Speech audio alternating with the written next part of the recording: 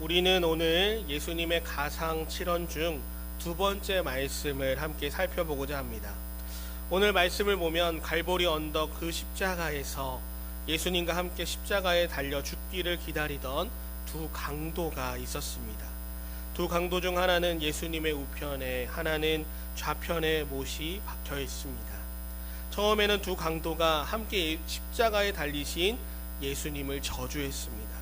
자신도 십자가에 달려 죽어가는 가운데 예수님을 비방한 것이죠. 오늘 본문과 병행하는 마태복음 27장 44절을 보니까 함께 십자가에 못 박힌 강도들도 이와 같이 욕하더라 라고 말씀합니다. 군중들은 예수님을 모욕하고 조롱합니다. 자기 입으로 하나님의 아들이라 하지 않았느냐 하며 지금 당장 십자가에 내려오라 하며 비웃고 모욕합니다. 그 군중들의 말에 휩쓸려 강도들마저 예수님을 비방한 것이죠. 그 중에 예수님의 외편에 있던 강도가 이렇게 얘기합니다. 누가복음 23장 39절에 달린 행악자 중 하나는 비방하여 이르되 내가 그리스도냐 아니냐 너와 우리를 구원하라 하되. 무슨 말입니까? 당신이 그리스도라면, 메시아라면 우리를 구원하라 라고 말하고 있는 것이죠. 그는 자신의 잘못을 말하지 않습니다. 자기가 왜 십자가에 달렸는지 말하지 않았습니다. 당시 십자가형을 당한다는 것은 끔찍한 죄를 지었다라는 것이죠. 그런데 반성의 기미가 없었습니다. 그저 예수님께 당신이 할 수 있으면 나를 구원해 보라 라고 조롱합니다. 이는 나를 구원해 주면 원하는 대로 내가 당신을 믿어주겠다라는 이야기죠. 이 외편에 있는 강도의 모습은 오늘날 우리의 모습을 또한 보여줍니다. 그들은 언제나 이런 식으로 주장하죠. 예수님 내 병을 고쳐주시면 믿겠습니다. 예수님 저를 부자로 만들어주시면 믿겠습니다. 어떤 조건을 제시하면서 믿겠다라고 얘기하는 거죠. 이는 자신의 죄와 허물을 보지 못하고 자신의 생각과 기준에 도달하면 믿겠다라는 이기적인 인간의 모습입니다.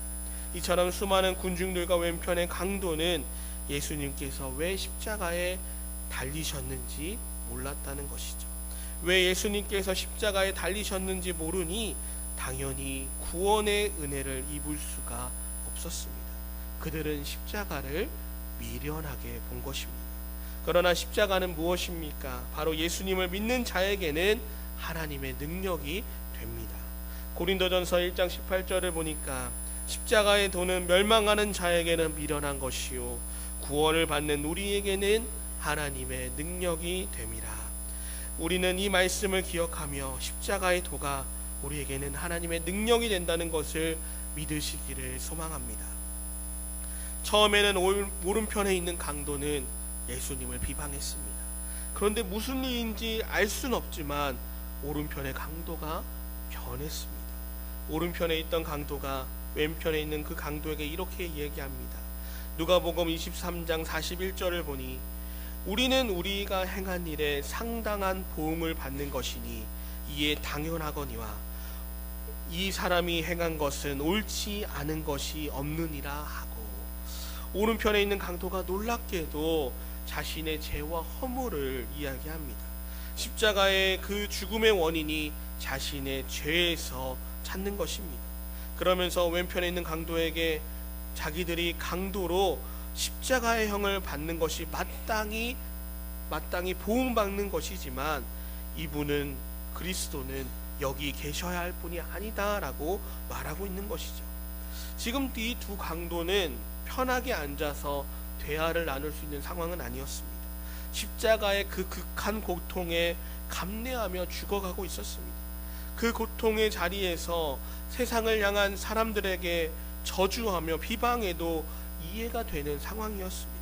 그런데 오른편에 있던 강도는 수많은 사람들이 그리고 왼편에 있는 강도가 예수님을 비방하며 조롱하는 그 소리 앞에서 예수님을 하나님의 아들로 본 것이죠. 메시아 그리스도로 본 것입니다. 성경은 오른편에 있는 강도가 어떻게 이렇게 깨달았는지 말해주고 있지는 않습니다. 그러나 분명한 것은 이 오른편의 강도는 지금 은혜를 입었다는 것이죠. 사람의 언어로 설명할 수 없는 은혜를 입은 것입니다. 그 은혜 안에서 오른편에 있는 강도는 예수님을 향해 이렇게 고백합니다. 누가복음 23장 42절입니다.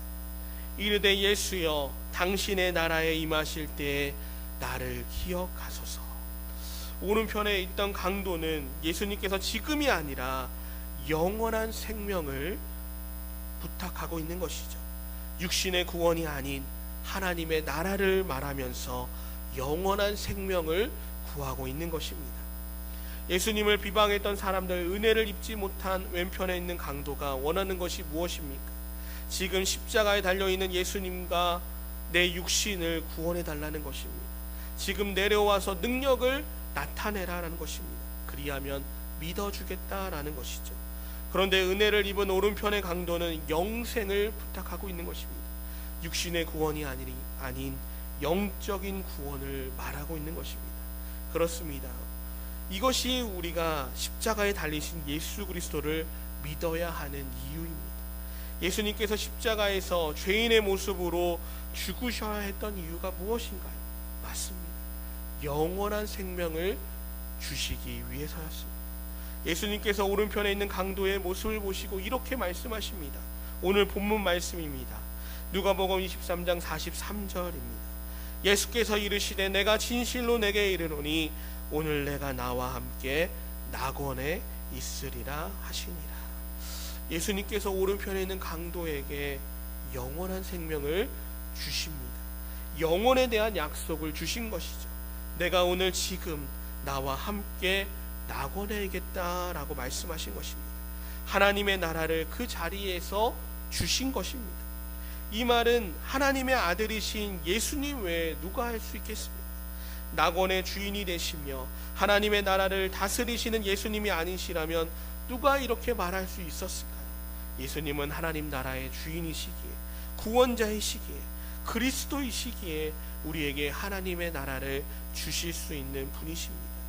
예수님은 하나님의 나라를 우리에게 주시기 위해 이 땅에 오신 것입니다. 그리고 그 나라를 주시기 위해 죄가 없으신 예수님께서 죄인의 모습으로 십자가에 죽으신 것입니다. 죄인된 인간은 하나님의 나라에 들어갈 수 없으니 죄인을 대신하여 죄가 없으신 예수님이 십자가에 달려 죽으셔야만 했습니다. 죽으셔야 할 이유가 전혀 없으신 예수님이 나를 위해 십자가에 죽으신 것입니다.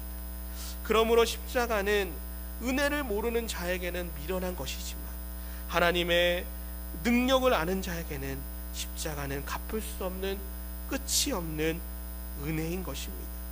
우리는 십자가의 은혜를 깨달아 날마다 예수 그리스도께 감사와 영광을 돌리는 성도님들 되시기를 소망합니다.